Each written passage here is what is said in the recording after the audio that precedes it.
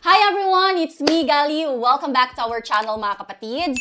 So in today's video, guys, I am going to share with you my final thoughts about this new release, Arcadia Beauty Tone Up Sun Serum Cushion in the shade number 2 Plus.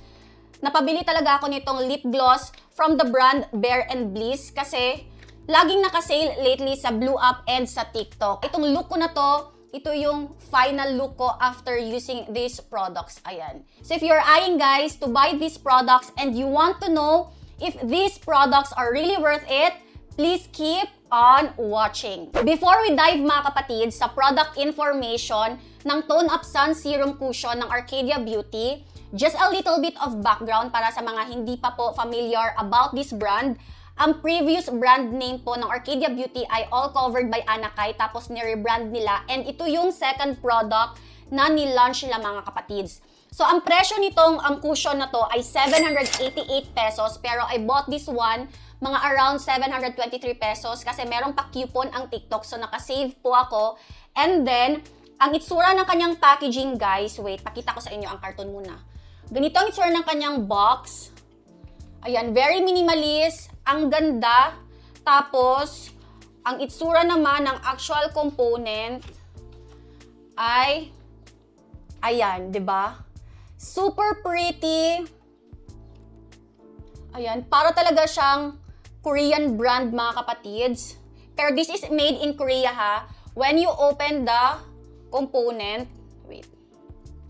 Meron siyang pasalamin, hindi ko pa talaga tinanggal ang kanyang film para makita nyo kung ano yung itsura niya kapag brand new binili. And then, dito pinapatong, guys, ang puff.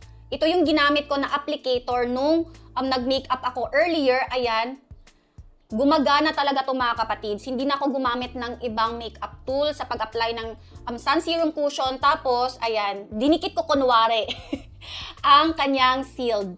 Ayan. So, it says here, mga kapatids, na this is a hybrid type na klase na sunscreen.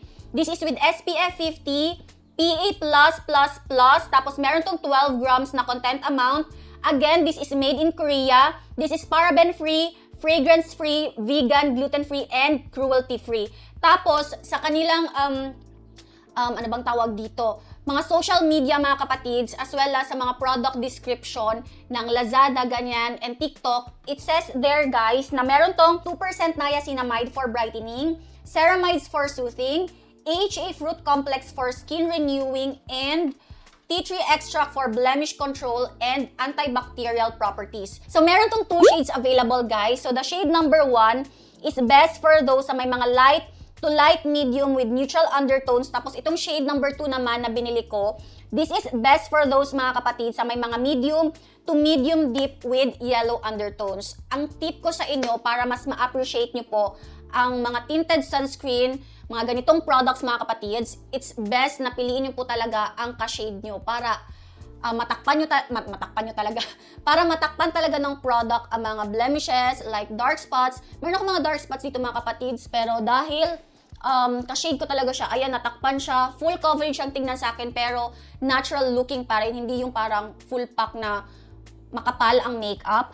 And then, based on my experience, mga kapatids, kasi winare test ko to ng more than 2 days, tapos 12 hours each day talaga. Sa day 1, guys, hindi po ako spray ng setting spray, and ang longevity as in power, andun pa rin ang product, mga kapatids, after 12 hours, and almost intact pa ang aking makeup. Tapos sa second day naman, mga kapatids, naka 12 hours pa rin ako kahit pinawisan ako, mga kapatids, kahit bongga bells ang aking activity.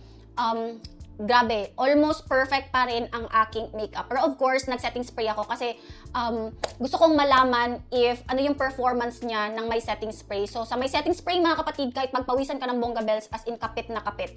So, yeah, I can vouch, mga kapatids, na if you have combination skin like me, as in magugustuhan mo talaga to, pwede din to sa may mga normal and dry skin. If you have oily skin, I highly suggest na abangan nyo po ang product review ni Miss Ann Klutz kasi feeling ko, i-review din to ni Miss Ann. Meron kasi siyang oily skin, guys.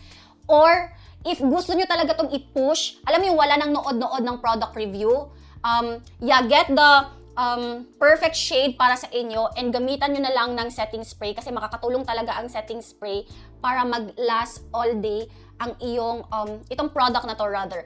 And alam nyo ba guys, muntik ko lang makalimutan, itong container na nasa loob, natatanggal to. So kapag na-empty nyo to mga kapatids, please, huwag nyo pong itapon ang case kasi for sure, in the future, mag-release po sila ng pang-refill nito, okay? And I think mas mura na ang refill kasi hindi mo na to bibilhin. So ngayon mga kapatids, I am going to show you kung paano ko to ginagamit every morning. So, hindi pa po ako nag-makeup as you can see. And for your reference, ganito po ang condition ng face ko. Walang major problem. Meron lang akong maliliit na dark spots dito sa pisngi.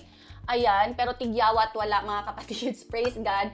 My skincare routine is working. And then, I have a combination skin. Nag-lip balm. Nag-lip balm lang ako guys. Kasi later, meron tayong isa-swatch na mga Bare and Bliss na lip gloss. Okay, so after I wash my face, ang first step na ginagawa ko, I apply toner. So meron akong tinitest na toner guys, more than 1 month na. This is from the brand Clued guys, ayan. So this is their 2% BHA exfoliating toner. So please abangan nyo po ang product review ko about sa toner na to. Ayan. To moisturize my skin, I'm using this Celimax mga kapatids na Noni Ampule.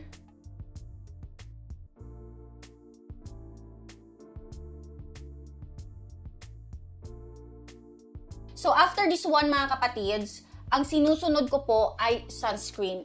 Yes, nagsa-sunscreen ako underneath this sunscreen.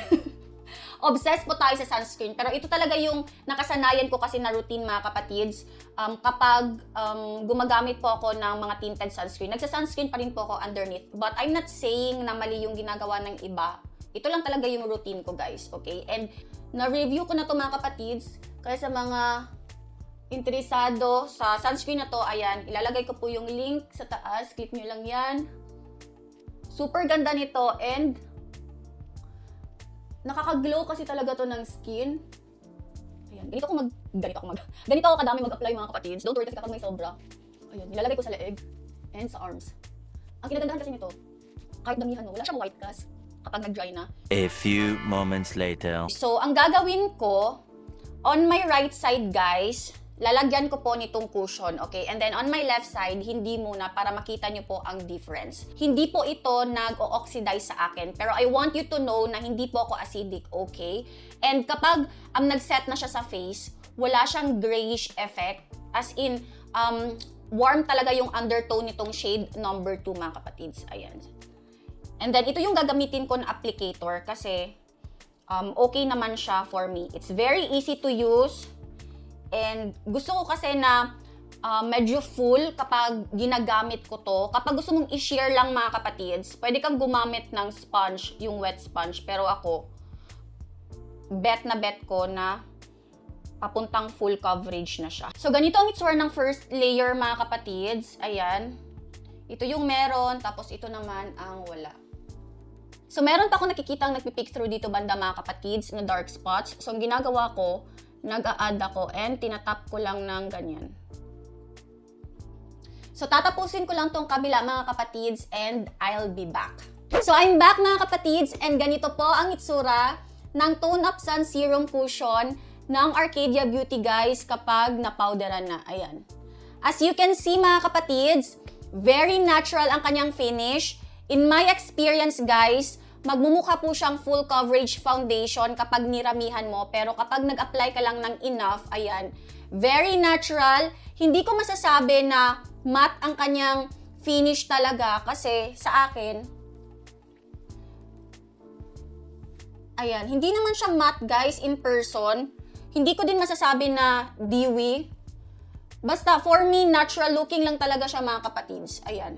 So overall mga kapatids, if you have the budget, as in, napaka-worth it pong bilhin itong Tone Up Sun Serum Cushion ng Arcadia Beauty, as in packaging, performance, shade mga kapatids, and of course, ingredients-wise, as in, ang 788 pesos mo, napakasulit. So again, ayan, approve ko to mga kapatids. So now, I am going to show you the lip gloss na binili ko from the brand Bare and Bliss. Ano ba yung pangatlo? Wait lang ha. Bali, naka-sale kasi to sa Lazada lately, kaya ginrab ko ng chance kasi ang retail price nito per lip gloss, 399 pesos, and naka-sale, 285 na lang. So, ginrab ko ng chance and then bumili ako ng 3 shades. Ayan. So, I got Brave Enough, Paradise Found, and Never Settle na shade. So, I'll swatch first mga kapatids, Brave Enough. Kasi ito yung pinaka, ano bang tawag dito? Pinaka-light ang color. So, tanggalin ko lang tong lip balm na in-apply ko.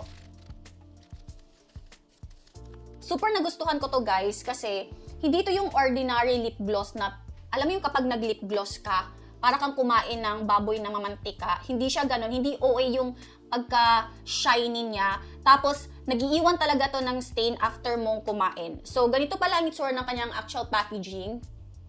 So, ito, meron siyang tint na subtle na pink. Ayan siya. Bagay to pang pang student. Kasi diba sa school, nung high school kasi ako mga kapatids, bawal kaming mag lip tint or lip balm na very dark yung shade. Kailangan sheer lang. So ito, pang student talaga ang shade. Baby girl kayo siya. Baby girl na diligod siya ka ng bright. Ito namang next shade mga kapatids, in my opinion, ang shade niya MLBB, okay? So, ang shade nito ay Paradise Found. Yes, Paradise Found, and then ganito ang itsura ng kanyang actual component. Same vibe pa rin sa nauna. Sa tatlo mga kapatids, ito yung pinaka-bet ko.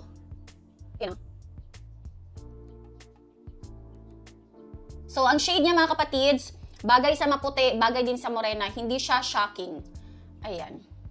This is the Never Settle na shade. Ganyan yung shade niya mga kapatids. If mahilig ka sa mga dark lip tints, I highly recommend this one kasi ito talaga mga kapatids. Grabe, long-lasting talaga. As in, inaabot siya sa akin ng more than 8 hours. Overall mga kapatids, I highly recommend this Bare and Bliss na lip gloss kasi again, this is not your ordinary lip gloss na alam mo yung parang topper lang siya. Ito, malalip tint talaga ang kanyang power. I'm impressed kasi it's very affordable considering its performance. And then, it says here mga kapatids, na ang content amount nito ay 3 ml. This is made in China. And then, ang expiration date nito mga kapatids ay 12 months after opening. So, I hope you enjoyed this product review. You find this video helpful and informative. And if you like this video guys, please don't forget to hit the like button. Share this video sa inyong mga family and friends. And kung hindi ka pa nakapag-subscribe, mag-subscribe ka na. Thank you for watching this video mga kapatids and I'll see you on the next one. Bye!